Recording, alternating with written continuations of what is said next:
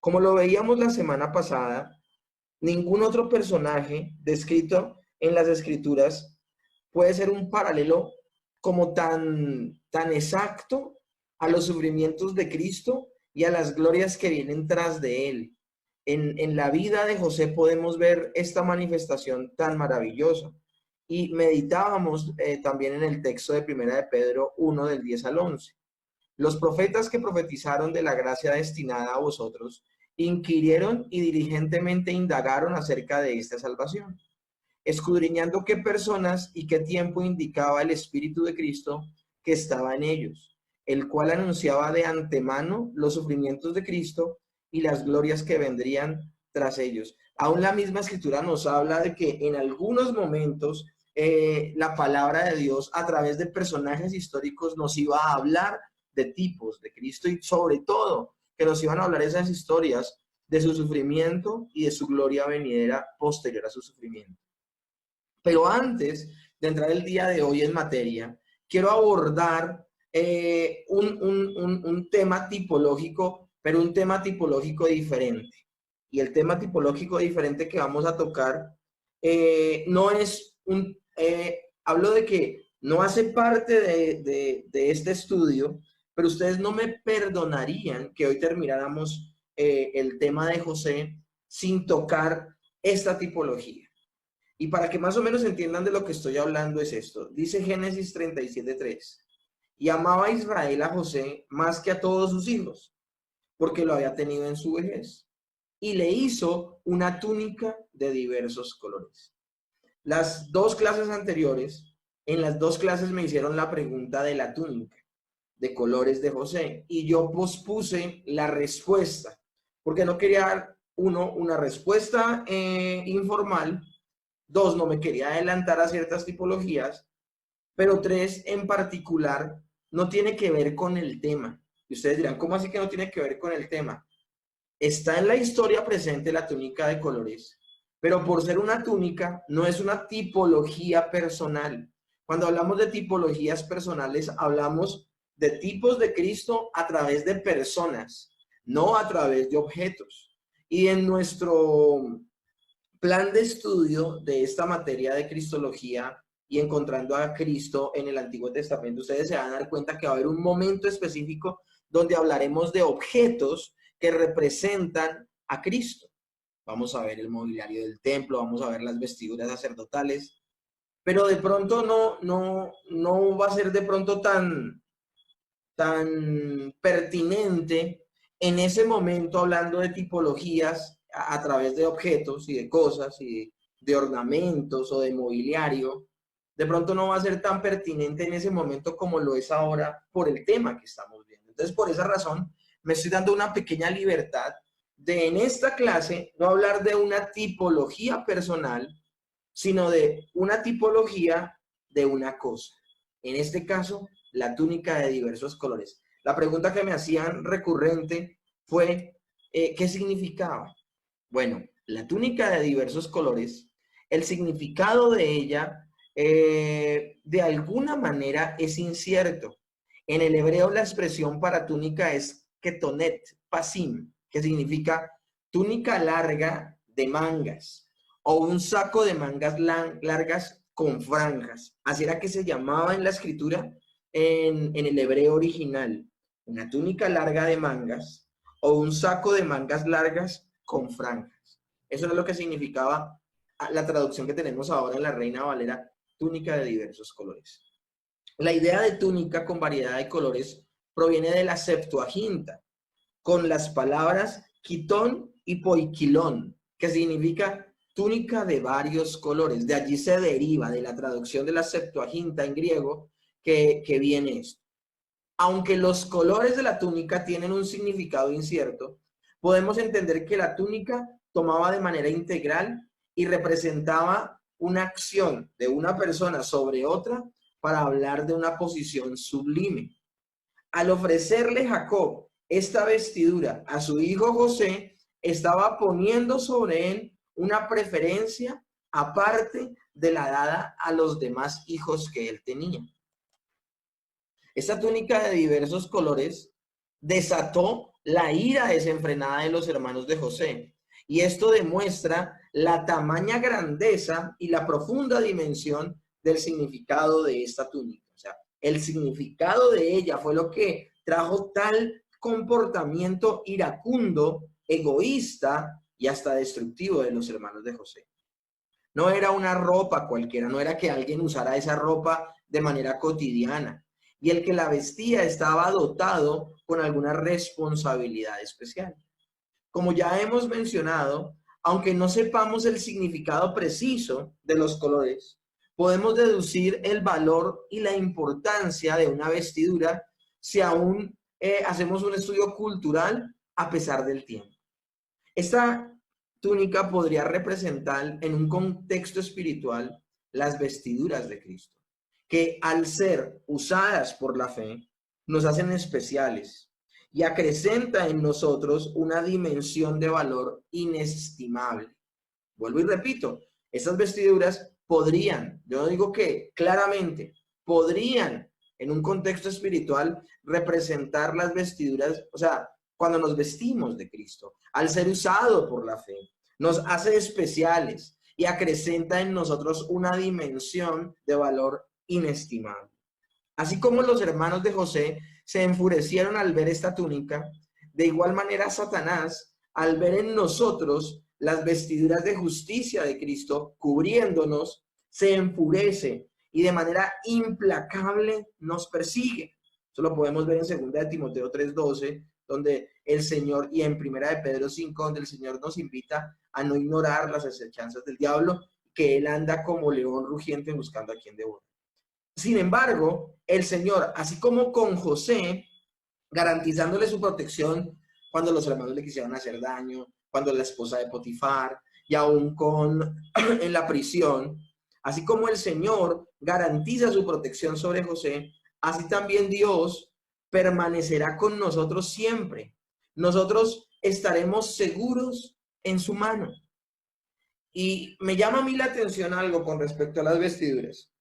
El texto que leíamos, quiero volvérselos a mostrar, llamaba Israel a José más que a todos sus hijos porque lo había tenido en su vejez y le hizo una túnica de diversos colores. Hay otro pasaje en las Escrituras donde uno ve a un Padre Celestial amoroso haciendo unas vestiduras y cubriendo con esas vestiduras a seres humanos. Y es Dios, cuando el hombre peca, le quita la piel a unos animales y con esa piel hace unos vestidos para cubrir el pecado del hombre. Entonces, no dista mucho de la realidad que podamos hacer esta comparación. De hecho, el apóstol Pablo nos dice que ya quitemos de nosotros la vieja vestidura del hombre viejo, la antigua vestidura de hombre viejo, y que nos revistamos de nuestra nueva naturaleza, que nos revistamos de Cristo. Entonces, no dista y no es tan loco el poder pensar de alguna manera, siendo prudentes y humildes en esta observación. Vuelvo y les repito, no está muy claro en las Escrituras que pueda representar la túnica, pero vemos un paralelo importante con lo que les estoy nombrando, vestirnos de Cristo y que nos dé un lugar de autoridad. La palabra de Dios dice que somos coherederos juntamente con Cristo. La palabra de Dios nos enseña que nos revistamos de Cristo. La palabra del Señor nos enseña la protección que viene producto de haber sido revestidos y el lugar de honra que el Señor nos da producto de estar revestidos de Jesucristo. No era más, era como hacer esta mención muy corta en un tema que de pronto no compete por su naturaleza. Estamos hablando de tipologías personales, pero por estar hablando de José, pues obviamente era inherente poder hablar también de su túnica de diversos colores. Si van a ver más detalles de pronto con este tema, los vamos a hablar cuando lleguemos a vestiduras, mobiliario y cómo a través de cosas u objetos se representaba también a Cristo. Por ahora, volvamos al tema del día de hoy. Los hermanos de José, desde una perspectiva histórica, tipo de Israel en su presente y en su futuro. Los hermanos de José le aborrecieron y rechazaron, dice la Escritura, mientras que la nación de Israel aborreció y rechazó a Cristo. Por otra parte, los hermanos de José ignoraron su exaltación. Era algo evidente, era algo innegable, pero ellos la ignoraron. La dignidad del Mesías, del Señor Jesucristo, también es ignorada por Israel, pasada por alto. No la tienen en cuenta. Los hermanos de José fueron preservados por él. ¿Preservados de qué? Preservados de la muerte, de la aflicción, de los momentos difíciles. Vino una gran hambre y José, antes que llenarse de orgullo y de rencor, los perdona y les permite vivir en Egipto con grandes privilegios por él ser el gobernador. La nación de Israel está siendo también preservada por Cristo. Genea, que significa raza, la raza judía que como nación sobrevivió milagrosamente, no solamente en el tiempo de Egipto, no solamente en el tiempo de la reina Esther con Asuero, donde se levanta un edicto por Amán, donde van a matar a todos los judíos, no solamente en diversos momentos de la historia donde hemos visto que se ha levantado un odio terrible sobre los judíos en España, luego por parte de Alemania. Bueno, han habido muchos momentos donde se ha querido destruir a la nación judía y desaparecerla, erradicarla del planeta. Y hemos visto la mano poderosa del Señor guardándola. El país y quedará, hay una palabra también que es holos, que significa entero, y es cambiada por paz, distributivo, un número suficiente que habla de una conversión a escala nacional. Eso estamos hablando de Romanos 11, 26 al 29. En Romanos 11, 26 al 29 habla de que a pesar de que el pueblo judío, a pesar del pueblo de Dios, el pueblo de Israel, a pesar de haber apostatado y no haber creído en el Mesías, de hecho, haberlo crucificado, yo sé que estas palabras suenan fuertísimas, pero pues tengo la escritura como respaldo de lo que estoy diciendo. Toda la ciudad de Jerusalén gritó a voz en cuello: crucifíquenle, crucifíquenle, su sangre sea sobre nuestras cabezas y sobre las de nuestros hijos. O sea, yo no estoy hablando nada que no sea diferente a lo que dice la escritura. El pueblo en general, al que había recibido con palmas en las manos, luego el siguiente viernes lo estaban entregando a la muerte. Pues dice la palabra en Romanos 11, del 26 al 29, que el Señor va a permitir una visitación en su pueblo, y ese pueblo que al día de hoy rechaza a Cristo, porque es que hasta constitucionalmente en la nación de Israel al día de hoy es un delito volverse cristiano, que un judío se vuelva cristiano es un delito. Entonces no estoy hablando de cosas que nada que ver, ¿no? Y tampoco estoy promoviendo ser antisemita, no estoy promoviendo el odio contra los judíos, ¿no? Sencillamente los ojos de ellos han sido entenebrecidos por un tiempo, pero el mismo Señor en Romanos 11 habla de que vendrá un gran avivamiento y un gran número de ellos serán salvos. Y es ahí donde les hablo de lo que dice el verso 26, Olo, donde dice, no está diciendo que todo el pueblo de Israel entero se va a salvar, sino distributivo, como un número suficiente que habla de una conversión a escala multitudinaria, a escala nacional. No son todos, pero sí va a haber un gran número de judíos que depositen su fe en el Hijo de Dios, reconociendo que el Hijo de Dios es Jesús de Nazaret. Ahora, volviendo a los hermanos de José, ellos fueron llevados al arrepentimiento por medio de la aflicción. José, siendo gobernador, pone una serie de pruebas, pone una serie de situaciones que los van a llevar a ellos hasta el límite y los van a llevar a que se humillen y que reconozcan la maldad que habían hecho 13 años atrás. Y esa aflicción los va a purificar, los va a depurar y los va a llevar al arrepentimiento y al cambio. Por su parte, el pueblo de Israel será movido a arrepentimiento a través del sufrimiento.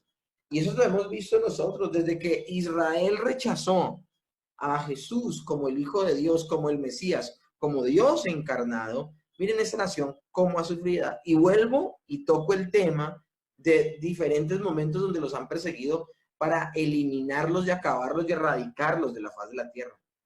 Pues los judíos todavía van a sufrir un poquito más. van a sufrir muchas cosas y ese sufrimiento, esa aflicción, al igual que los hermanos de José, les servirá para reconocer al Hijo de Dios y para poder ser puestos en un lugar de protección y de bendición. Entonces, vemos varios factores aquí bien interesantes donde se parecen los hermanos de José con Israel. Por su parte, José finalmente se dio a conocer a sus hermanos cuando tuvo lugar el segundo encuentro con ellos, donde ya él definitivamente no pudo más, se fue a un cuarto a llorar y luego de que sale de haber llorado, se da a conocer a sus hermanos diciéndoles, yo soy José. Cristo finalmente se va a manifestar como José, finalmente se manifestó y dijo, miren, yo soy José. Los hermanos no lo conocían y pensaban que era sencillamente un juicio de un gobernador pagano. Pero luego se da a conocer y es grande la alegría y la consolación de los hermanos de José. Pero lo mismo va a pasar con Cristo. Finalmente se manifestará a la nación de Israel cuando tenga lugar su segunda venida. Zacarías capítulo 12 habla de que cuando Él vuelva, como todo ojo le verá, dice, y mirarán al que traspasaron y lo llorarán como se llora a hijo primogénito. Ustedes imagínense cómo va a reaccionar la nación de Israel cuando en la segunda venida de Cristo vean que el que crucificaron es el Hijo de Dios, es el Mesías que ellos esperaron por siempre y que para ellos nunca llegó, que lo están viendo en su segunda venida. En su primera lo rechazaron, en su segunda venida lo aceptarán. Un gran número, no estoy diciendo todos, un gran número. Los hermanos de José fueron altamente favorecidos y usados por él, mientras que la nación de Israel será especialmente favorecida y usada por el Señor. Los hermanos de José se postraron delante de él, el pueblo de Israel, y todas las naciones del mundo se arrodillarán ante la presencia de nuestro Señor Jesús. Todo ojo le verá, toda rodilla se doblará y toda boca confesará que Jesucristo es el Señor. Y ya finalmente hoy, la clase es muy práctica y es muy corta. Finalmente hoy vamos a tocar de alguna manera, no profundamente este tema, el reinado de José desde una proyección profética, pero en particular hablando sobre el milenio. ¿Qué es el milenio? El milenio es una palabra procedente del latín mille, que significa mil, y annus, que significa año. Como describe el doctor Francisco Lacueva, significa un periodo de tiempo de 1000 años, y su sentido teológico está basado en Apocalipsis 20, del 2 al 7, del griego kiliate, que ocurre 6 veces en dichos versos de Apocalipsis. Será un tiempo, ahora ustedes dirán, ¿no era mileanus? No, es que milenio, la palabra milenio viene del latín mille annus, pero el término aparece en griego en Apocalipsis, porque Apocalipsis escribió fue en griego, y significa kiliaete. Y ocurre 6 veces, es dicho, 6 veces se nombra en este pasaje. Será un tiempo de bendición, que Satanás estará atado y por tanto el evangelio será predicado sin obstáculos. El Señor Jesús reinará sin oposición, rigiendo a las naciones con vara de hierro. Ahora, esto que acabo de mencionarles, es inevitable el tratar de comparar el reinado de José con el reinado milenial de Jesús en la tierra. Pero esta comparación está directamente influenciada por la postura escatológica que tengan las personas. Y por esa razón, entendiendo que aún dentro de este seminario puede haber personas con diferentes posiciones escatológicas, pues no me pareció como prudente mostrarles solo una posición. Ahora, tampoco les puedo mostrar todas las posiciones de escatológicas y qué piensan al respecto de Génesis y esta tipología, porque no todos la tienen, no todos tienen una postura tipológica del milenio con José y Cristo. Por esa razón, lo mejor para ser objetivo es tan solo nombrar las posturas escatológicas al respecto y no hilar más delgado, usando de esta manera la tipología de manera responsable y no en forma especulativa. Uno puede entrar a especular, uno puede entrar a decir, no, es que a mí me parece que José en esto se parece y en esto no. En lo que yo he buscado no encontré cómo tipológicamente todas las posturas hablen de una comparación de Jesús con José en su reinado milenial. El área de la escatología es un área de estudio relativamente nueva y por ello aún tiene diversas posturas al interior de la doctrina ortodoxa bíblica. Las diferencias entre este aspecto no afectan la doctrina fundamental para la salvación y por ello podemos tener posturas diferentes al respecto con otros creyentes y no por esto dejar de considerarlos hermanos en la fe. Palabras más, palabras menos. Un ejemplo es John MacArthur. John MacArthur es dispensacionalista en su escatología y no se preocupen que ya les voy a explicar. Mientras que yo soy amilenialista en mi posición escatológica. No comparto la manera en que él ve los tiempos futuros, pero de resto compartimos todas las doctrinas fundamentales. Cuando hablamos de las diferencias de aspectos que no afectan la doctrina fundamental, nos referimos a doctrina fundamental a la doctrina que tiene que ver con la salvación. Si yo tengo posturas distintas de la salvación bíblicas con otra persona, por ejemplo con los testigos de Jehová, a esa persona no la puedo llamar hermano. Pero si yo tengo diferencias escatológicas con John MacArthur es mi hermano en la fe y de hecho ha sido uno de mis mentores y Dios lo ha usado mucho para que yo aprenda la forma correcta de ver las escrituras. Entonces esa es la diferencia que puede haber. Cuando hablamos de doctrina fundamental y doctrina secundaria, no estamos hablando de que haya una doctrina más importante que otra, porque la Escritura dice que toda la palabra de Dios es fundamental y es importante. No, nos estamos refiriendo a doctrina fundamental para la salvación. A eso es lo que nos estamos refiriendo. ¿Qué posiciones escatológicas hay del milenio? Aquí nos vamos a apartar un poco de José, porque lo que yo voy a hacer al día de hoy es sencillamente tocar cuáles son las posiciones escatológicas y por esa razón mostrarles el hecho de por qué hoy no me quiero sumergir en esta explicación, porque entraríamos a especular. Si Apocalipsis 20, del 1 al 10, es el único o principal texto relativo al reino milenial, entonces debe interpretarse de acuerdo al contexto del libro completo del cual hace parte. Pero nosotros vamos a entender que hay diferentes maneras de interpretar Apocalipsis porque hay diferentes métodos de interpretación que utilizan las personas para leer Apocalipsis. En particular, hay 4 modelos o 4 formas de interpretar Apocalipsis. Una es la futurista, otra es la historicista, otra es la preterista y otra es el paralelismo. La futurista es que todo el libro, después del capítulo 3, o sea, después de hablar de las iglesias, se refiere a eventos futuros para nosotros, que vivimos en el siglo XXI. Por lo tanto, los 1000 años son eventos futuros. Hay otra, o sea, leer todo Apocalipsis pensando que todo lo que dice Apocalipsis está hablando del futuro, nada se ha cumplido todavía. Otra posición o otra manera de interpretación puede ser la preterista. El relato de Apocalipsis son eventos que se cumplieron ya en el primer siglo de la iglesia. O sea, todo lo que dice Apocalipsis ya se cumplió, ya tuvo un cumplimiento. Otra postura para interpretar Apocalipsis, historicista. El libro de Apocalipsis son eventos que se van cumpliendo en la historia de la iglesia. Es decir, todo lo que habla Apocalipsis, todo lo que le mostró el Señor al apóstol Juan, ya en su vejez, antes de morir, son eventos que se han ido cumpliendo con el desarrollo de la iglesia. No son exclusivamente eventos que se cumplen en nuestro futuro, estando nosotros en el siglo XXI. Es decir, nada de Apocalipsis al día de hoy se ha cumplido. Tampoco es una oposición preterista donde habla de que todo ya se cumplió en el pasado, en el primer siglo.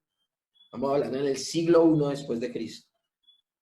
Sino que el historicista habla de que Apocalipsis se ha ido cumpliendo poco a poco desde que el Señor le habló a Juan, se ha venido cumpliendo todas estas profecías según la historia de la iglesia. Y finalmente otra posición es el paralelismo. El libro de Apocalipsis no son eventos de secuencia cronológica, sino de paralelismo progresivo. Entonces, si ustedes se dan cuenta, cada una de estas posiciones afecta directamente la interpretación que se le da al texto.